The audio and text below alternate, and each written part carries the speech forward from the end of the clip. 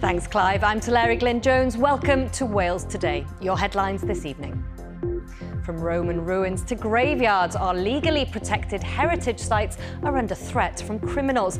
Gwent police are using night vision technology to catch the culprits stealing historical artefacts. Items of significant rarity and value can be out of the country and in other collections very quickly. We've got a special report into the illegal treasure hunters, also coming up on the programme. 13-year-old Kane Edwards drowned in the River Tower. The inquest into his death has heard how emergency services tried frantically to save him. Farmers right across the country are affected by the dry weather, and you can see at this farm in Cowbridge just how dry the ground is. It's like dust here. We'll be looking at the impact it's having on farmers. They say stars will be born at the Women's Rugby World Cup. The players get into the swing of things at the welcome ceremony. And after a major renovation, an island fortress off the Pembrokeshire coast is on the market after being transformed into a unique destination. Now it's kind of been tamed. It's a kind of blank canvas, and the next owner can work out what it's for.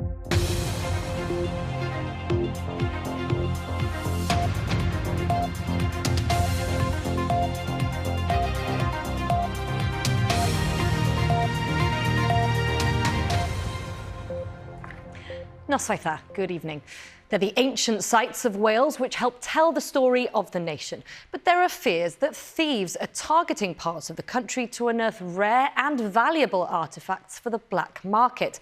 Roman ruins, hill forts and even graveyards have been hit by rogue metal detectorists known as night hawkers. Officials say they receive up to 20 reports of such activity at historical monuments each year, although they say there's likely to be even more. Will Fife has this special report. Darkness is falling, and officers from Gwent Police are beginning their night shift, patrolling ancient sites on the hunt for would-be treasure thieves. Yeah, that's the old Roman walls. Everything this side of the wall is a scheduled monument, so it's legally protected. PC Dan Council has been searching for so-called night hawkers ever since this graveyard on his patch was targeted 5 years ago. In excess of 50 holes, I think, were counted at the time, including on top of graves. What was actually found in the holes themselves, we don't know. It could have been nothing, or it could have been, a really important artefact. Experts fear organised crime networks could be involved in some of the activity, with any valuable finds potentially being smuggled abroad for the black market. In recent years, 2 men from South Wales were found guilty of stealing a hoard of Viking gold worth £3 million. Most of it has never been recovered. 2 years after PC Council's first case, his team had uncovered more than 20 suspected cases of night hawking. Reports of people in fields at night, reports around the holes that people were discovering. A lot of them are very remote. We've got 4x4 vehicles which will get us so far, and we generally have to walk the rest of the way. And clearly their remoteness is attractive to potential criminals. One of the biggest concerns is that most night hawking incidents reported to police are happening at scheduled ancient monuments, Wales's most precious historical sites, which are protected by law and often busy with visitors in daylight hours. Last year, police received reports of night hawking activity in the woods of this ancient hill fort near Newport. They don't know what, if anything, was taken. We probably see 10, 20 of these incidents a year in Cadw, but we know that the number is underreported. It's based on personal greed and potentially money that they can make from selling it. Very often finds are kind of sold on. Things like online auction houses can be kind of rather obvious, and you can find very quickly items of significant rarity and value can be out of the country and in other collections. When someone finds treasure, they have a legal obligation to declare it.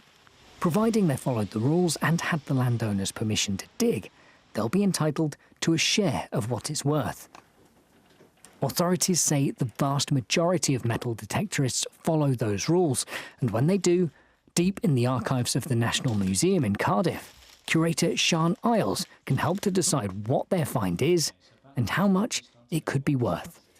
This was reported through the treasure scheme, and it's been through the entire process. So it's been declared treasure, 17th century, but yes, it was reported by a metal detectorist who found it. Back in Monmouthshire, police are surveying the churchyard where nighthawkers dug into graves, using new thermal technology to help them spot anyone out in the fields at night. The hope now is that with increased public awareness and new technology, more might be stopped before they have the chance to steal a piece of history. A 33-year-old man has pleaded guilty to the murder of a woman in Swansea. 47-year-old Leanne Williams' body was found at her home in Town Hill in February. A post-mortem found that she had significant injuries consistent with assault. Matthew Battenbuff was remanded in custody and is due to be sentenced at the end of September. A man has died following a fire at a property in Gwynedd. Emergency services attended a building on Lawn y Bryn in Carnarvon on Saturday afternoon. A police and fire service investigation has started to establish the cause of the blaze. Dŵr Cymru, Welsh Water, have said that water supplies are now fully restored to all customers following disruption in Flintshire. Thousands of customers lost their water supply for several days after a mains burst in Broughton last week. The company has apologised and warns customers may experience intermittent supply as the service returns to normal. An inquest has heard that a 13-year-old boy drowned after getting into difficulty swimming in the River Tower in Swansea with a friend. Kane Edwards died at the scene in 2022. Stephen Fairclough reports. Kane Edwards was just 13 when he and a friend decided to go swimming in the River Tower near Morriston after school in late May 2022. They were seen paddling by the edge of the river and then went into deeper, cold and fast-flowing water. The court heard the boy who was with Kane was swept a little way down the river, but Kane wasn't. He was stuck, and then the other boy saw the murky water flow over his head. Passers-by called 999 to report that Kane was missing in the water. The ambulance service's call handler wasn't initially able to identify the correct location, either from the description given by the caller or from the location services on his phone.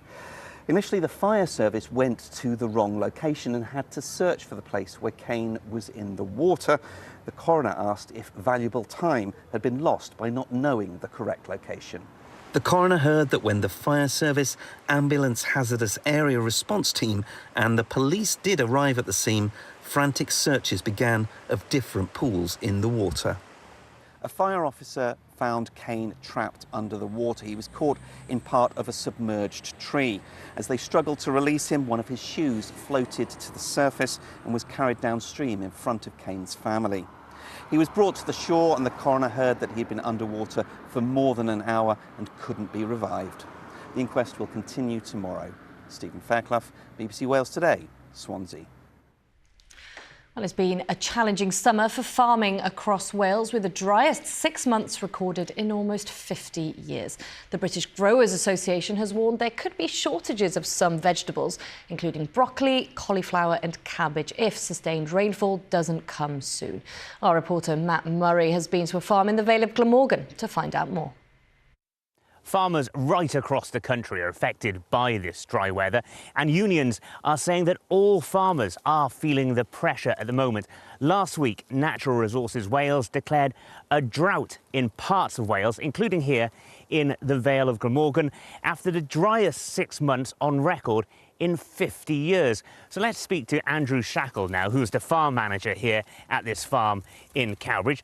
Andrew, just look at this ground. It is so dry, isn't it? How difficult is this for you? Well, as you can see, Matt, it is literally like a dust bowl. You know, you've got to dig down probably 4 or 5 inches to get any sort of moisture here. This field is destined to have grass seed put in it to grow forage for the sheep over winter, but it's too dry to plant at the minute. I've got £3,000 worth of grass seed sitting there, and if I put it in now, it would just fail and be a waste. So this should be a grassy field by this time of year then? Yes, it should be grass. It was combined 3-4 weeks ago, and by now we should have had grass, 2 or 3 inches high in here. But yeah, it's nothing's grown at all. Is this the worst you've known it? Yes, this is the driest I've ever known it. It's certainly drier than 1976 when I was a boy, if I can remember that far back. And yeah, it is the driest summer, prolonged period since May, April. Well, I think it was April or May when it started to dry up. It is the longest I can remember. Yeah, it's so dry. And if we look around here as well, you can actually see kind of like how yellow some of the fields on the farm look as well, because it's been that dry here. Now, it's going to cost you money as well. How much is this costing you so far? The reduced harvest with our spring barley and spring wheat yields, we've probably £50,000 down on output for the spring cereals we've harvested. That's a huge amount, isn't it? Yes, it is. Big financial loss for the farm. And then going forward, like just with the grass seed, it's too dry to plant oilseed rape, it's too dry to plant grass seed, so that'll have a further financial impact on the farm. And we've just been looking at your barley crop as well, and that's down by a third. By a third, yes, that's by a third.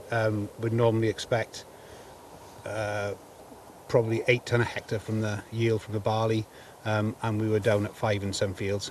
And you should be using that crop as well to feed the animals here, the cattle and the sheep. Yes, that would go for animal feed. We won't be in a position we've got to buy in feed, we'll have enough for ourselves, but it'll make feed short for other farms. But you haven't go into your winter supplies already? Yes, we are feeding winter supplies of silage to cattle at the minute.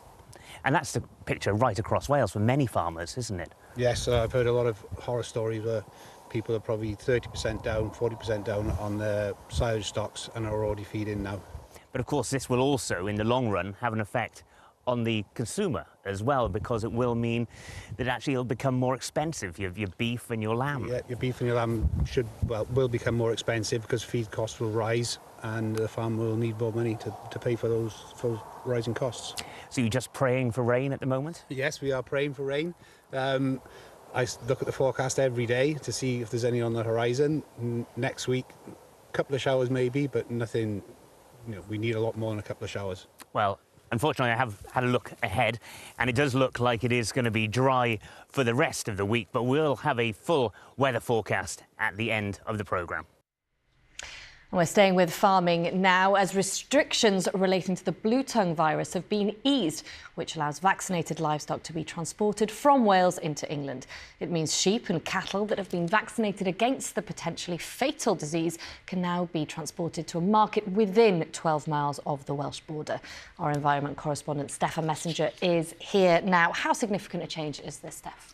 Well, Teledu, for weeks now, cross-border trade in livestock between Wales and England has been affected by these restrictions. Blue tongue's a midge-borne virus. It poses no threat to public health or food safety, but it has caused big problems for livestock on the continent and in parts of England in recent years, with England now designated as one big restricted zone. So this change in the rules means that for many farmers, this will be the first time since July the 1st that they'll be able to contemplate travelling across the border to sell their livestock without the need for a costly pre-movement test. But it only applies to vaccinated animals from Wales, and we know that vaccine uptake at the moment here is very low. The hope is this change will provide an incentive for those who have jabbed their animals. They can take them to English markets along the border, so Hereford, Ludlow, Oswestry and so on. They'll have to hold specific Welsh-only vaccinated stock sales, and importantly, restrictions remain in place on moving English animals into Wales for now. And so what's next? Well, farming organisations and livestock markets here have warned of considerable disruption because of these restrictions. They want to plan for easing them further ahead of crucial, important sales of breeding stock in the autumn. The Welsh Government, supported by leading vets, say they're taking a cautious, phased approach. They say there's considerable uncertainty about the potential impact of a blue tongue outbreak in a place like Wales, which is dominated by sheep and cattle farms. There are further changes mooted from mid-September, including establishing blue tongue approved markets in Wales where vaccinated livestock from England could be sold. But for now, the government says the focus should be on encouraging greater uptake of the vaccines. Thanks for that update. Diolch, Steph. And still to come before 7. We'll hear from the man who spent years renovating an island fortress off the Pembrokeshire coast, and now it could be yours for £3 million. And it's been a cooler and cloudier day. Those temperatures set to drop further through the week ahead, with air coming back down from northerly latitudes. Join me later for the full forecast.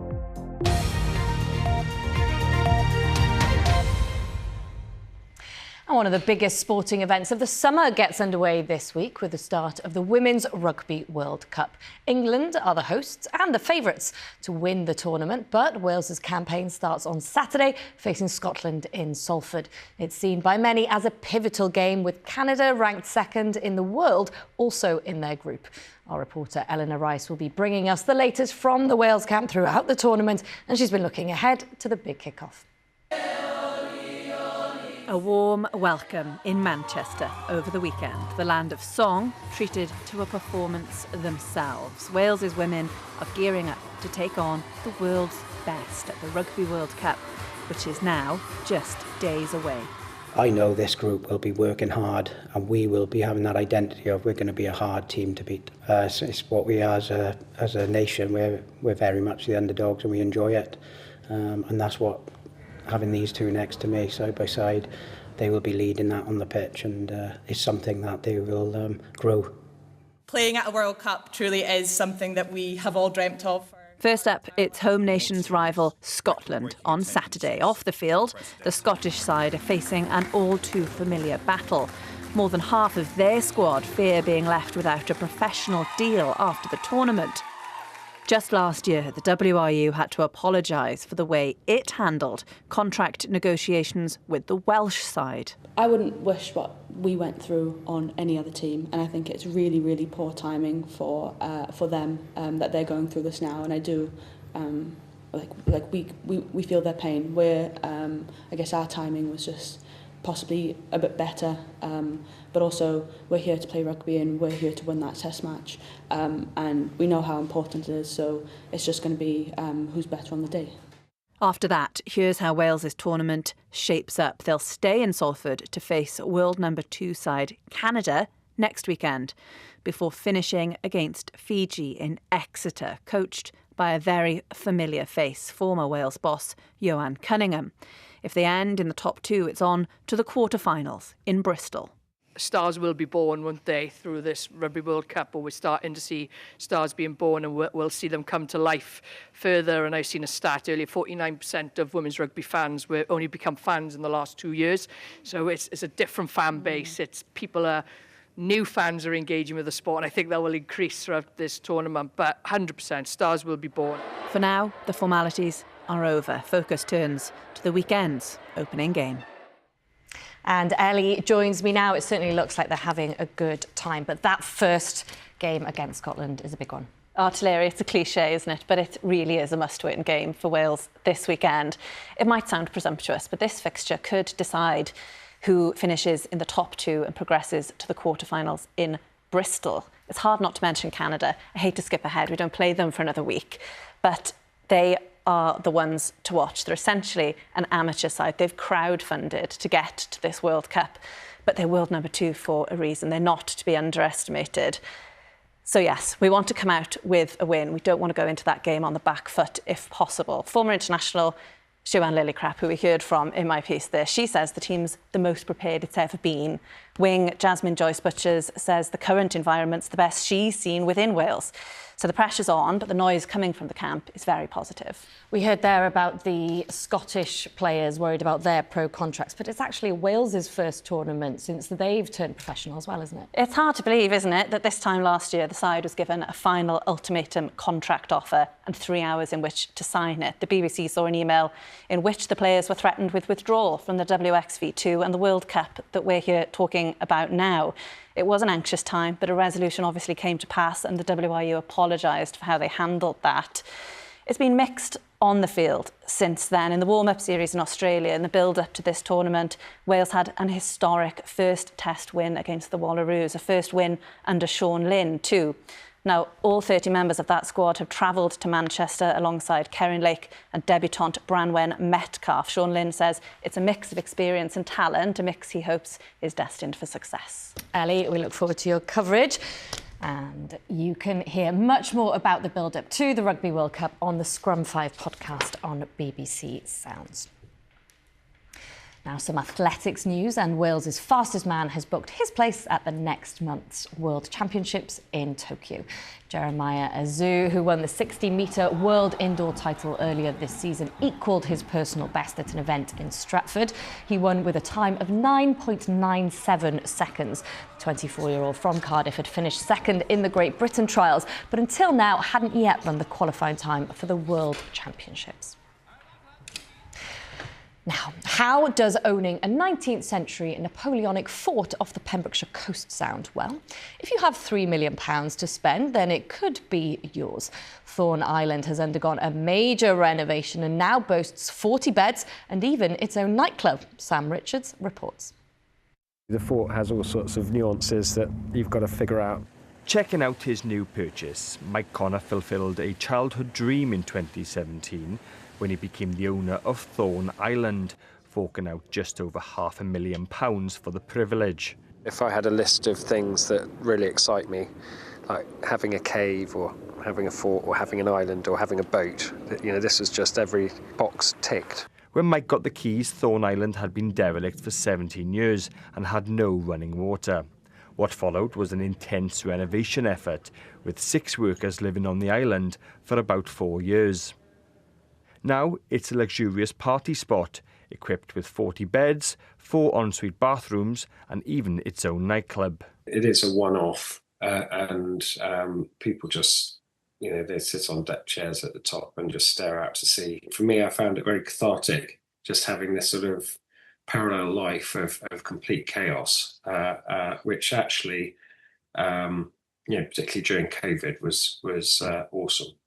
Steeped in history, the 100-man fort was originally built in the 1850s to protect the port of Milford Haven from French naval attacks.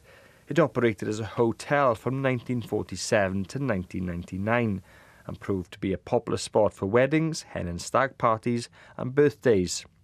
Mike now hopes his hard work on the listed building will go a long way in protecting its future. It was so daunting. I think it didn't make that much sense to that many people. But I think that now it's kind of been tamed. It's a kind of blank canvas, and the next owner can work out what it's for. I think whoever gets it, I just hope they enjoy it. I'm sure they'll enjoy it for different reasons than I did. Mine was as a frustrated design technology teacher who just wanted to build things. So the search is on for a new owner, and with a price tag of £3 million, it'll need to be one with deep pockets. Looks like a lot of fun. Now, a tiny otter cub found alone and squeaking next to a stream near Bala in Gwynedd has beaten the odds to survive. Idris, as she was named, was rescued and transferred to the UK Wild Otter Trust in North Devon, where she's now said to be doing well, forming a bond with 2 other young otters. It was very small, clearly on its own, no sign of the mother, and it was during daylight hours, which is quite unusual. It was around about 340 grams, so it was really, really small with the eye still closed. It had only literally just come out the hole, I would think.